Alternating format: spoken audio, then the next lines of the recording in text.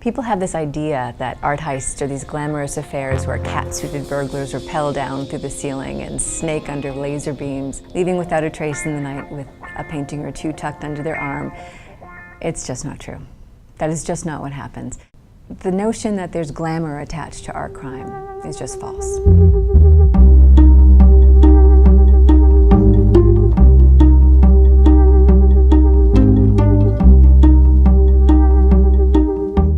In all of my research into art heists in the last year, I think the story that most delighted me was learning that in 1911, the Mona Lisa was stolen from the Louvre.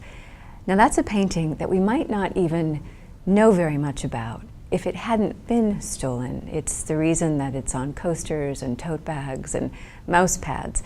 The Mona Lisa was famous before, but it got really famous once Vincenzo Peruggia walked into the museum on a Sunday, hid himself in a cleaning closet, waited for the museum to close, and in the morning emerged to walk up to Mona Lisa that he thought belonged in his native Italy and walk out of the museum with it.